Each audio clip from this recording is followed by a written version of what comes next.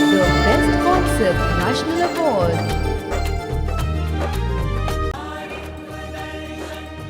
आओ करें दृष्टि परिवर्तन, नारी को नहीं नारित्व को देंगे एक वैचारिक क्रांति।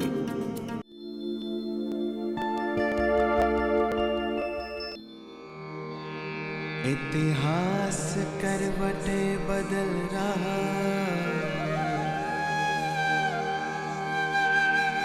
युग ने ली अंगड़ाई, जाग उठी भारत की नारियां, शिव से शक्ति पाई। वंदे मातरम करे जगत, श्रद्धा भाव समर्पण।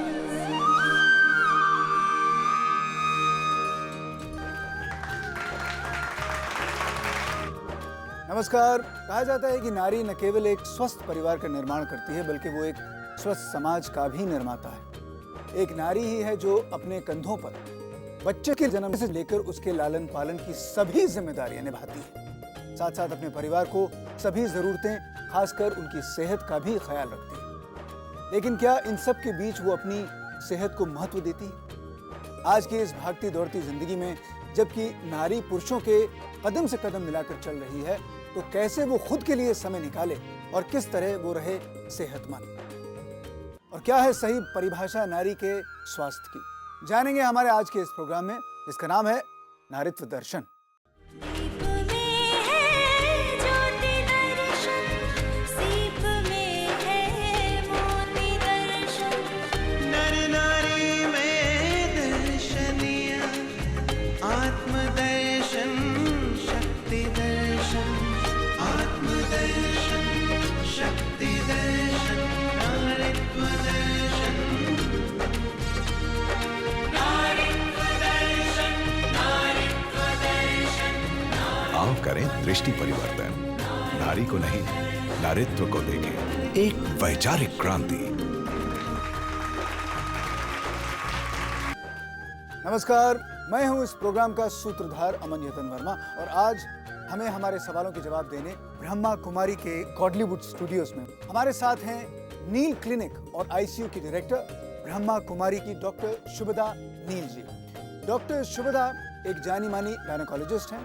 अपने करियर में कई सफल आयामों तक पहुंची डॉक्टर शुभदा जी एक खास तरह का कार्यक्रम गर्भ संस्कार चलाती हैं। इनका मानना है कि गर्भ अवस्था वो अवस्था होती है जिसके दौरान माँ और शिशु दोनों का नया जीवन शुरू होता है, और यही वो समय होता है जब माँ को शारीरिक, मानसिक और आत्मिक रूप से स्वस्थ और संतुलित होना जरूरी होता है। अपने ऐसे ही कई प्रयासों के लिए डॉक्टर शुभदा को कई पुरस्कारों से सम्मानित किया गया है। तो जोरदार तालियों के साथ स्वागत कीजिएगा डॉक्टर शुभदा नील जी का।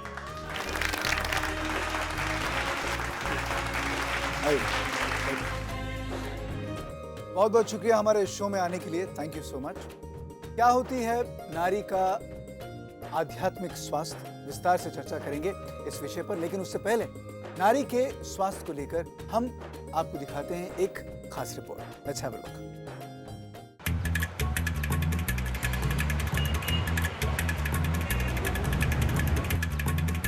सुबह हो या शाम, धूप हो या छाँव, जीवन की सभी जिम्मेदारियों में सफल होने के लिए नारी हमेशा प्रयासरत रहती है ताकि उसके अपनों पर कोई आंच न आए। आज की नारी घर और कार्यालय दोनों कुशलता से करती है। एनएसडब्ल्यू विभाग से पुरुषों के स्वास्थ्य पर एक रिपोर्ट के अनुसार पुरुषों की आयु महिलाओं से औसतन 6 साल कम है। नारी पुरुषों की तुलना में शारीरिक और मानसिक रूप से मजबूत है, लेकिन सभी जिम्मेदारियों के बीच नारी अपनी सेहत को नजरअंदाज करती है, और यही कारण है कि आज की इस भागदौड़ भरी जिंदगी में महिलाओं के गिरते स्वास्थ्य के कई मामले हमारे सामने आते हैं, जैसे डिप्रेशन, स्ट्रेस, ब्लड प्रेशर, हड्डियों में कमजोरी और भी कई रोग। इसीलिए महिलाओं का स्वास्थ्य आज एक महत्वपूर्ण मुद्दा है। शारीरिक स्वास्थ्य से भी अधिक नारी को मानसिक रूप से सबल होने की आवश्यकता है। कैसे बनाए नारी को मानसिक और आध्यात्मिक रूप से सबल और स्वस्थ?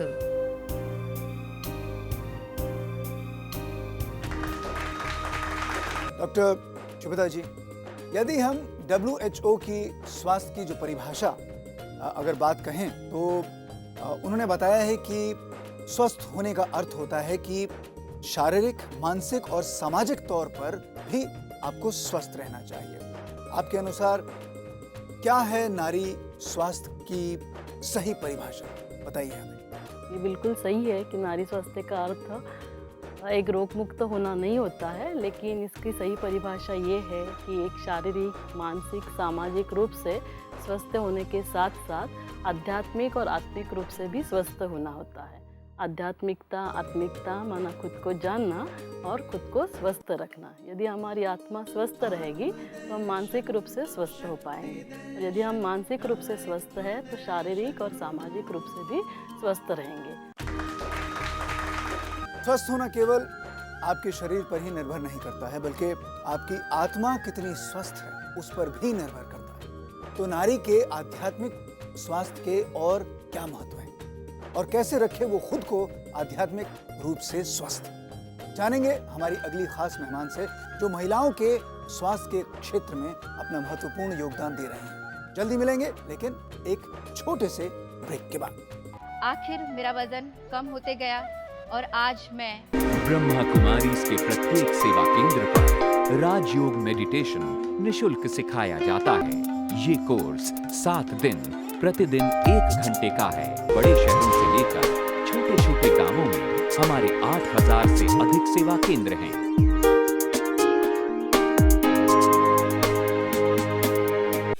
अबला जीवन, हाय तेरी यही कहानी। आंचल में है दूध और आंखों में पानी। तेरी चमड़ी का सौदा होता है, तुम वस्तु बन गई हो। मुझे शक्ति दो। कमजोर बताना बंद करो, ये भूल नहीं चिंगारी है। इसे सताना बंद करो, सबला भारत की नारी है। धरती पर तो कीर्ति बिखेरी, गगन में भी ध्वज फहराया। हमारा ये कार्यक्रम ऐसी ही विशिष्ट महिलाओं से रूबरू होने का एक अनोखा प्रयास है। हम नर नारी के शरीर को ना देख उसमें आत्मदर्शन, नारीत्व दर्शन करें। देखना ना भूलिएगा। Winner of the best concept national award, नारीत्व दर्शन।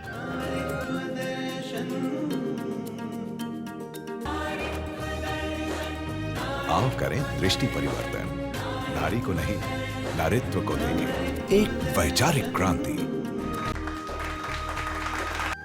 नमस्कार, ब्रेक के बाद एक बार फिर स्वागत है आप सभी का ग्लोबल यूनिवर्सिटी ऑफ नागालैंड से नेचुरोपैथी एंड योगिक साइंसेज में मास्टर्स डिग्री से सुशोभित इंटरनेशनल नेचुरोपैथी ऑर्गेनाइजेशन की सेक्रेटरी, आरोग्य मंदिर और डिवाइन हेल्थ फाउंडेशन द्वारा कई सम्मान से नवाजी डॉक्टर शालू गुप्ता जी। तो जोरदार तालियों के साथ इनका स्वागत कीजिए।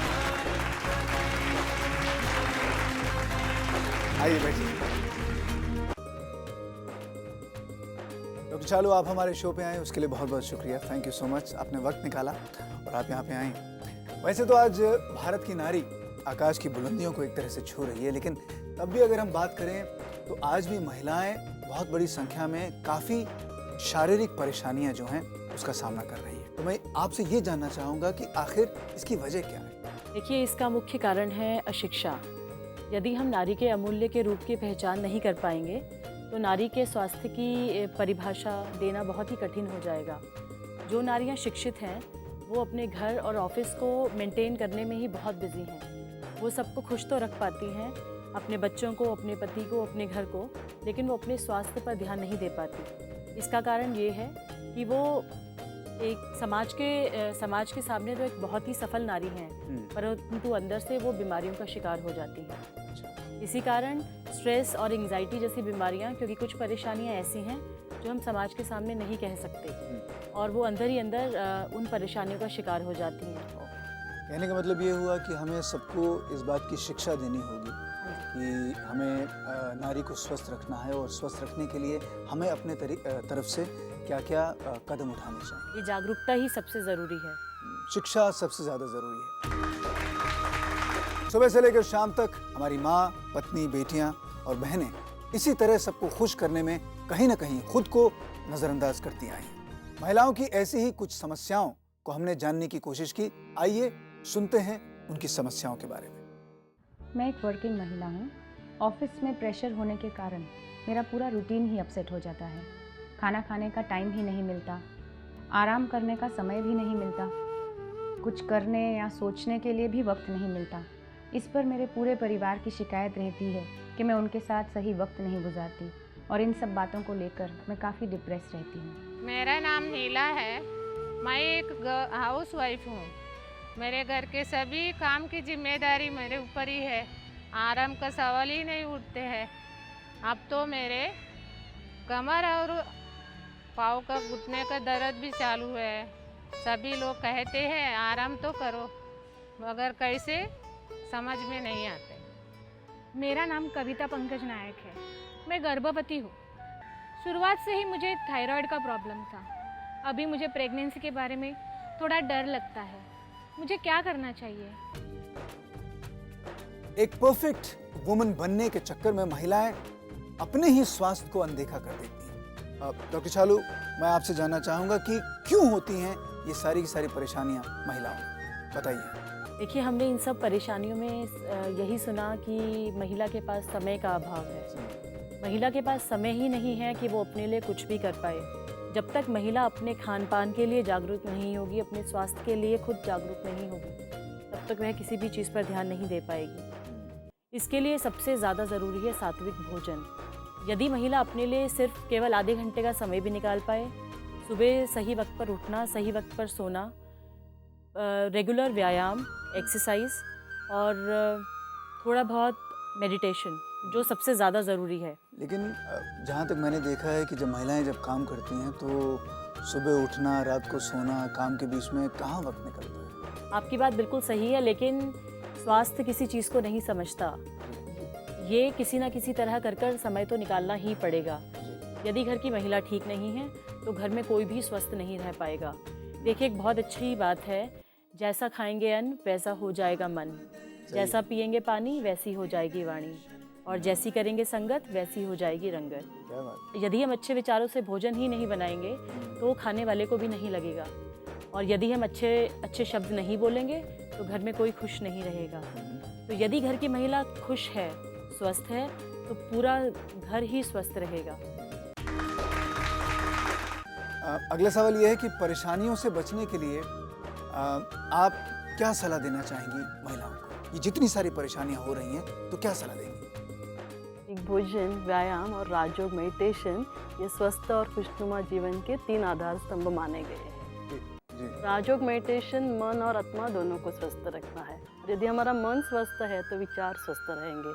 आज जो मेरा मन है बहुत व्यर्थ सोचता है, छोटी छोटी बातों को पकड़ के रखता है, तो राजयोग मेडिटेशन से इन सभी बातों को हम कैसे पकड़ के ना रखें, उदास ना हो, हम हमेशा खुश रहे, सदा खुश रहे, सदा मुस्कुराते रहे, बातों को कैसे हल्का करें, ये हमें समझ मिलती है, और जिससे हमारा मन बहुत स्वस्थ रहता है। और यदि हमारा मन स्वस्थ है तो हमारा तन हमेशा स्वस्थ रहे। तो मैं ये जानना चाहूँगा कि इन सब चीज़ों में हर चीज़ आप करती हैं अपने लिए? हाँ, ये सब कर रही हूँ, प्रैक्टिकली अनुभव किया और उसके बाद ही सभी को बता रहे हैं, क्योंकि हाँ।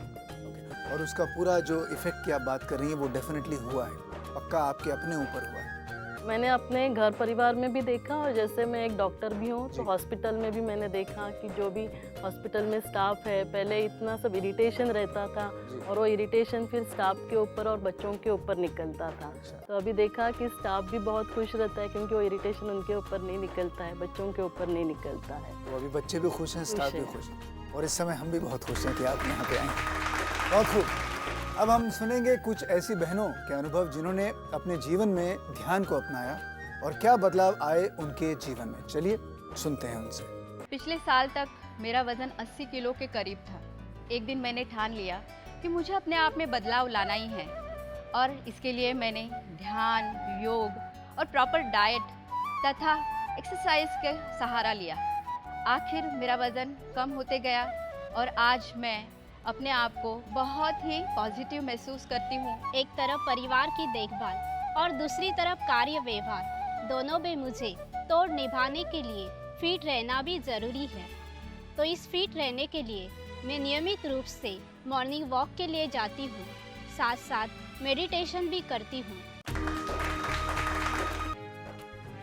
अपने जीवन में इन्होंने तो स्वास्थ्य को चुन लिया और जीवन के प्रति इनकी सोच सकारात्मक होने लगी। डॉक्टर शुभदा जी, मैं आपसे जानना चाहूँगा कि आपके क्या विचार हैं नारी के स्वास्थ्य और सकारात्मकता के बारे में? नारी के स्वास्थ्य के बारे में बात करें तो नारी में नेगेटिव हार्मोन्स की वजह से, जैसे कैंसर्स में ब्रेस्ट कैंसर है, स्तन का कैंसर, यूट्रस कैंसर, थैली का कैंसर, ये काफ़ी ज़्यादा फैल रहे हैं। आज हम देखते हैं हर 7 मिनट में एक थैली के कैंसर की वजह से और हर 10 मिनट में ब्रेस्ट कैंसर, स्तन कैंसर की वजह से हर रोज़ भारत में एक औरत की मृत्यु हो रही है। और WHO का जो वर्ल्ड हेल्थ ऑर्गेनाइजेशन है, जागतिक आरोग्य संगठन है, उनका यह मानना है कि सन 2025 तक हर 4 मिनट में सर्वाइकल कैंसर, जो थैली का कैंसर है, और हर 7 मिनट में ब्रेस्ट कैंसर, स्तन के कैंसर से हर रोज़ एक औरत की मृत्यु होने वाली है। और उनका यह भी मानना है कि सन 2020 तक Bharat diabetes, blood pressure, heart attack in और कैंसर, डिप्रेशन इन जैसे बीमारियों की राजधानी होने वाला है। सबसे ज़्यादा हमारे देश में 2020 में जो आंकड़े बता रहे हैं। तो यदि हम इन सभी से बचना चाहते हैं तो सकारात्मकता, पॉजिटिव थिंकिंग बहुत ज़रूरी है, क्योंकि पॉजिटिव थिंकिंग से शरीर में पॉजिटिव हार्मोन्स रिलीज होते हैं, जिससे हमारा शरीर स्वस्थ होता है। और यदि हम शारीरिक और मानसिक रूप से स्वस्थ हैं तो जीवन के हर कार्य में हम निश्चित रूप से सफल हो सकते हैं, हर कार्य हमें आसान लग सकता है। अक्सर हम यही देखते हैं कि नारियों को सही ढंग से पोषण नहीं मिलता है और सही ढंग से उनकी देखभाल नहीं होती है। तो जो उनके घर वाले हैं, जिस घर में वो रहती हैं, जिस समाज में रहती हैं, जिन लोगों के बीच में वो रहती हैं, उनसे आप क्या कहना चाहेंगी ताकि वो अपने घर में जो नारियां हैं, जो लड़कियां हैं, जो औरतें हैं, उनकी देखभाल ज़्यादा ढंग से करें? एक तो हमें जो बेटा बेटी दोनों को समान संभाल करनी चाहिए। बचपन से लेकर हमें दोनों के लिए जो भी है, उनके स्वास्थ्य की तरफ, सेहत की तरफ, उनके एजुकेशन की तरफ पहले से ही दोनों को समान तरीके से देखना चाहिए। किसी भी तरह का भेदभाव नहीं होना चाहिए। आप इसके बारे में क्या कहेंगे? देखिए, हमारा शरीर 5 महाभूतों से बना है, मिट्टी, पानी, धूप, हवा और आकाश। यदि हम अपने शरीर को, यदि हम अपने जीवन शैली को ऐसा बना लें जो प्रकृति पद्धत हो, हमारा खान पान, हमारी वाणी, हमारी सोच प्रकृति के अनुकूल चले, तो हमारे शरीर से टॉक्सिन्स का बहाव निकल सकता है। यदि हम सप्ताह में 1 दिन धूप स्नान लेना, मिट्टी का लेप लेना, भाप स्नान लेना, मिट्टी के गड्ढे में दबना, मिट्टी की पट्टी लेना, बस्ती क्रिया, ये सब करें तो हमारे शरीर से असाध्य बीमारियों का भी इलाज हो सकता है। तो ये सब जो आपने बताया, उससे ये सारी परेशानियां, प्रॉब्लम्स निकल सकती हैं? सब निकल सकती हैं। इसलिए कहा है, मिट्टी ओढ़ना, मिट्टी बिछोना, मिट्टी दाना पानी है, मिट्टी ही तन बदन हमारा, यही सबकी कहानी है। क्या बात है, क्या बात है। यदि नारी अपनी सेहत को लेकर जागरूक हो जाए, अपने जीवन में ध्यान और योग को अपनाए, तो वो आने वाले समय की तस्वीर बदल सकती है।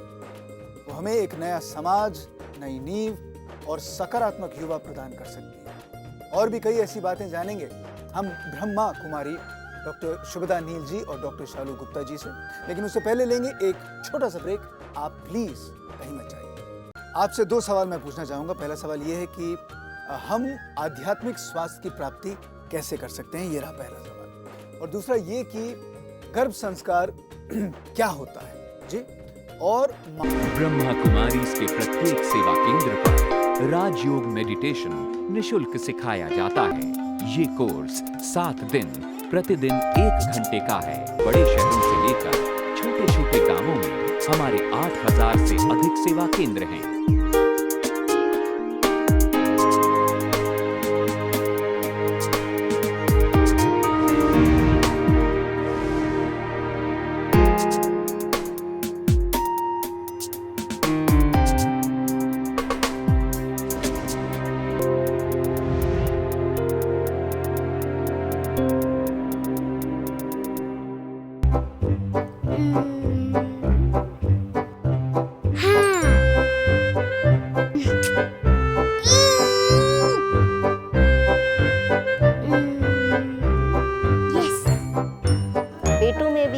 नारीत्व का दर्शन कराए, अर्थात कि नारीत्व शक्ति के बारे में बताए, तो वो बेटा अपनी बहन के साथ फर्क नहीं करेगा, वो भाई अपनी बहन के साथ फर्क नहीं करेगा, उसको बचपन से ही उसको ऊंची उस देवी के रूप में या उस शक्ति।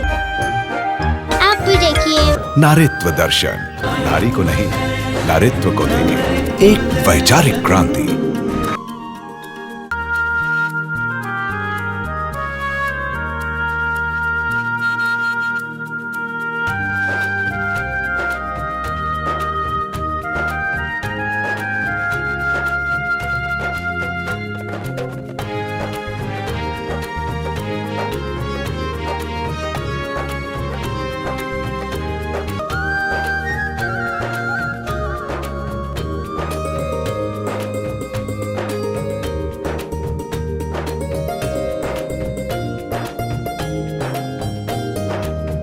संस्कृति की तू रक्षक है, संतति की संरक्षक है।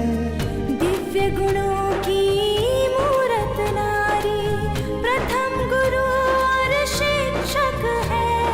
तुम्हें लक्ष्मी देवी दुर्गा सरस्वती है पूजन अर्चन। आओ करें दृष्टि परिवर्तन, नारी को नहीं नारीत्व को देंगे एक वैचारिक क्रांति। नमस्कार।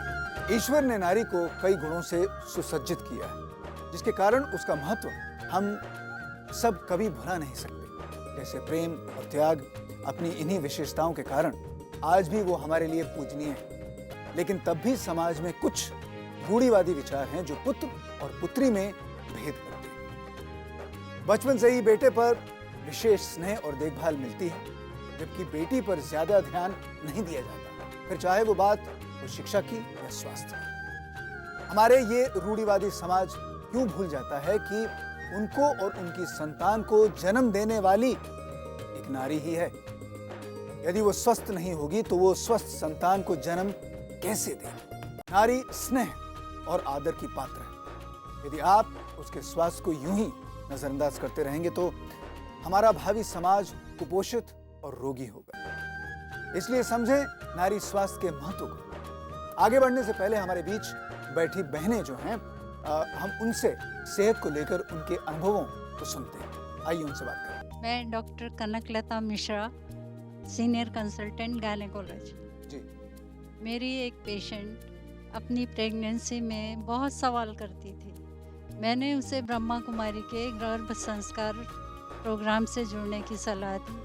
आज उसके पास एक बेटी है और वो अपनी बेटी से बहुत सेटिस्फाइड है। वो कहती है परिवार में, पड़ोस में और स्कूल में उसकी बेटी सबसे लाडली, सबकी लाडली। मैं बचपन में ब्रह्मा कुमारी आश्रम में योग शिक्षा ली थी और हर दिन आधा घंटा ध्यान भी करती हूँ। इससे मुझे सारा दिन सकारात्मक रहने में बहुत ताकत मिलता है। यही नहीं, अपने बच्चों को भी मानसिक और आध्यात्मिक रूप से स्वस्थ रखने के लिए मैं उन्हें भी ध्यान करवाती हूँ। इससे वो बहुत आनंदित रहते हैं। जी, बहुत बहुत शुक्रिया आप सब लोगों का। डॉक्टर शुभदा जी, आपसे दो सवाल मैं पूछना चाहूँगा। पहला सवाल ये है कि हम आध्यात्मिक स्वास्थ्य की प्राप्ति कैसे कर सकते हैं, ये रहा पहला सवाल। और दूसरा ये कि गर्भ संस्कार क्या होता है जी, और माताओं के लिए ये किस तरह से लाभदायक है, ये बताइए हमें। राजयोग मेडिटेशन से हम आध्यात्मिक स्वास्थ्य की प्राप्ति कर सकते हैं। राजयोग मेडिटेशन माना मन को हील करना। It's come from the word mederi, Latin word mederi. तो मेडिटेशन माना अपने मन को हील करना। आज जो मेरा मन बहुत दुखी है, अशांत है, मेरा मन मेरा होने के बावजूद मेरे कंट्रोल में नहीं है। कोई मुझे गुस्सा दिलाता है या कभी मुझे अंदर से गुस्सा आता है, और गुस्सा आने से काफ़ी सारी, जैसे हमने देखा, शारीरिक बीमारियां पैदा होती हैं। तो राजयोग मेडिटेशन से हम मन को कंट्रोल करना सीखते हैं। कोई हमें गुस्सा दिला नहीं सकता है या फिर मुझे अंदर से गुस्सा नहीं आ सकता है। बहुत खूब, मेरे लिए बहुत ज़रूरी है क्योंकि मेरा मन और मतलब कुछ भी कंट्रोल में नहीं रहता है।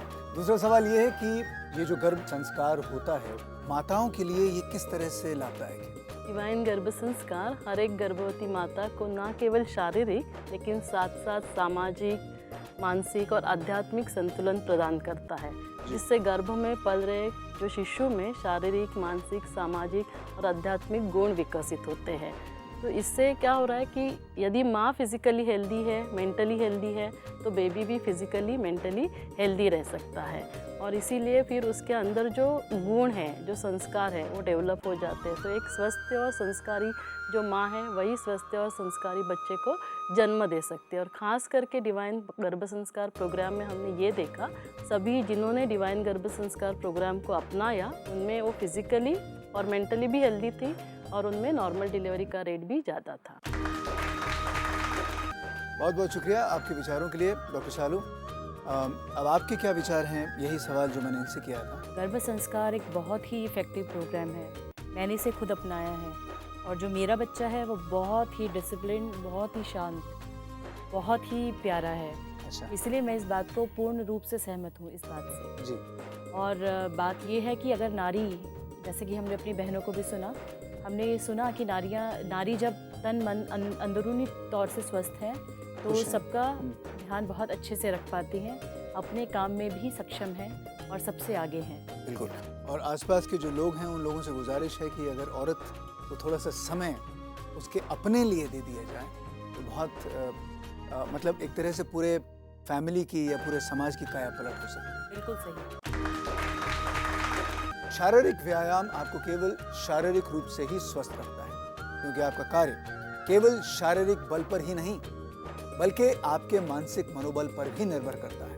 और मानसिक रूप से स्वस्थ रहने के लिए यदि आप ध्यान का सहारा लें तो न केवल आप मानसिक संतुष्टि पाते हैं बल्कि आपको अध्यात्म की भी प्राप्ति होगी, जो आपको न केवल स्वस्थ बनाएगा बल्कि आपके जीवन को भी सकारात्मक राह देगा। है क्षमता तुम में पर्वत समान, तन होता है कोमल तुम्हारा, लेकिन कैसे हो तुम मन से बलवान, कैसे न कहूँ कि नारी तुम हो महान। शुभदा जी, डॉक्टर शालू, आप दोनों यहाँ पे आई, अपने विचार आपने बताए।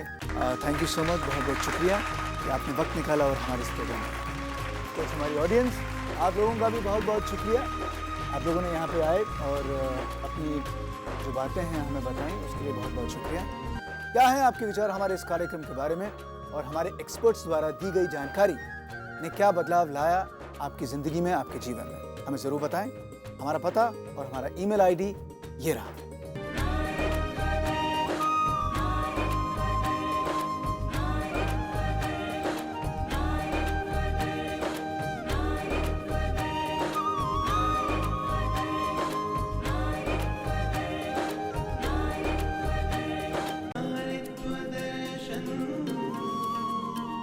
मिलेंगे आपसे फिर हमारे अगले एपिसोड में और जानेंगे कि क्या है नारी सौंदर्य और कैसे बना सकती है आप अपने व्यक्तित्व को और भी प्रभावशाली।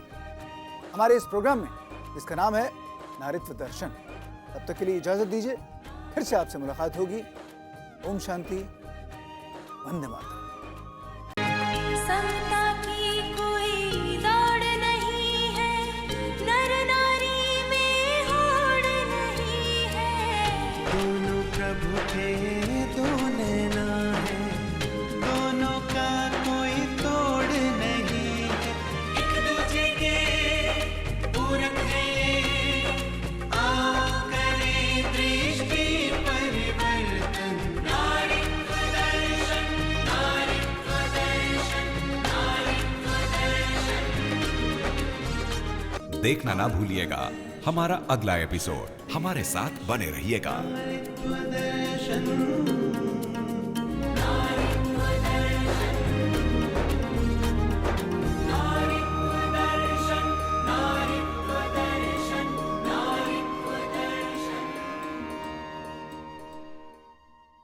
Winner of the Best Concept National Award. Presentable तो बनेंगे लेकिन साथ साथ हमेशा के लिए एक्सेप्टेबल भी बन जाएंगे। एक छोटे से टमाटर का पैक बनाएं, उसमें आधा जितने मर्द लोग हैं घर में, उन्हें शायद खाने को थोड़ा कम मिलेगा, लेकिन उनकी औरतें सुंदर दिखना शुरू हो जाएंगी। आओ करें दृष्टि परिवर्तन। नारी को नहीं, नारीत्व को देंगे एक वैचारिक क्रांति।